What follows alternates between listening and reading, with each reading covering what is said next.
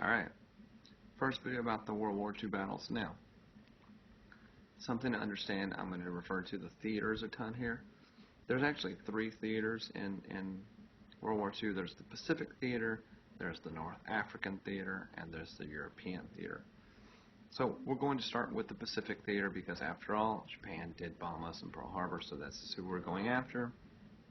And after I get them to a pretty good standing point, then I'll come into the North African and European, and then we'll kind of interchange to kind of get some mix, okay?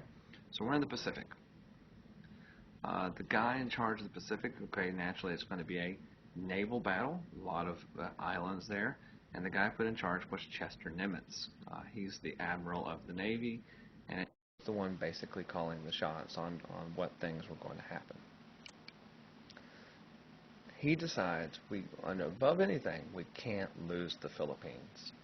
And so Douglas MacArthur, who's been kind of around since the Spanish-American War and different things like that, is put in charge of the Philippines. Ultimately, the Japanese and their onslaught and different things like that are too difficult to manage, and so we do lose the Philippines. MacArthur has to be sent away, but he says, I will return. And so we'll see if he keeps that promise, okay?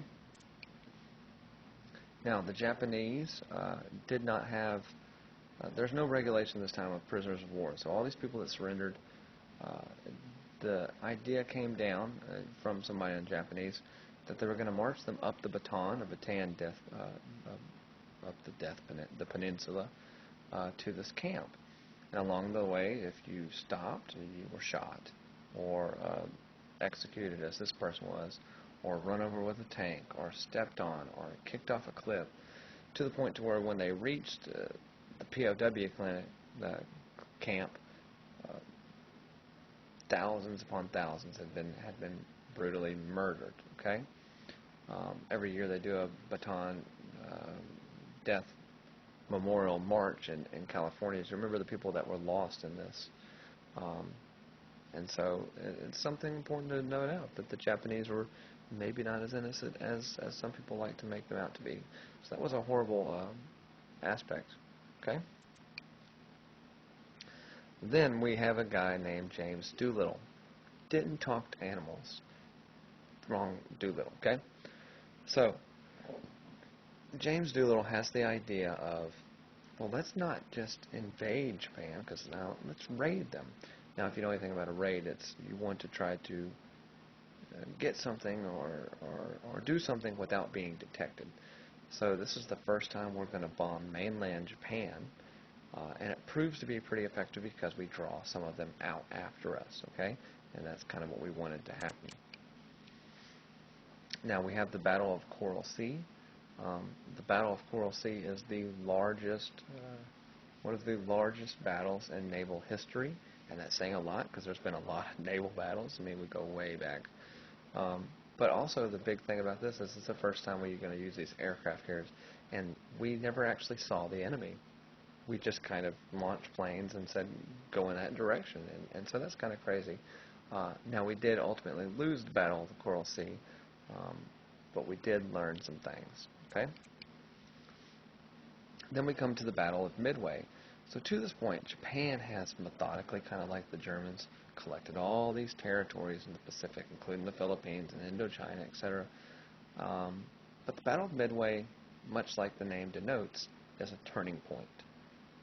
We end up winning the Battle of Midway, and from this point on, we tend to win a lot more than we would lose. And so we're going to essentially now, the Japanese have made as far as they are, and we're now going to push them back towards their own island as we do. Now, the way we decided we were going to do this was a plan that Nimitz come up with called island hopping. Basically, we focus all of our attention on one island, and we're going to win one island at a time, and we're going to push them back to Japan one island at a time. Pretty effective rather than splitting it up and going all this. We're just going to focus and push them, kind of island hopping. Now, we do take some places. Ultimately, we will get the Guadalcanal, Leyte Gulf, and ultimately, as MacArthur promised, we will return to the Philippines. all these places were important staging areas so that we can use them to base our military and our Navy, and ultimately what we're going to have to do is get Japan. Now, one of the key components of this was amphibious warfare. Okay, some might call them ducks. If you've been to Hot Springs or Boston, Massachusetts, they'll take you on these duck tours. When the duck is a unique vehicle in the matter that it's a boat, but yet when it comes on land, it can still drive. And we're going to have the Amtrak, which is like an amphibious tractor, tank type deal. And so this is really cool. There's actually also an amphibious warfare place which is set up near Carabel, Florida. And I've been on vacation here. It's actually really cool. And at Carabel, Florida, they were actually training them for what we were going to call D-Day, an invasion of France. We knew we were going to have to invade Germany or Europe at some point. We just didn't know where. And so amphibious warfare gave us kind of the opportunity for that. It's a really cool story.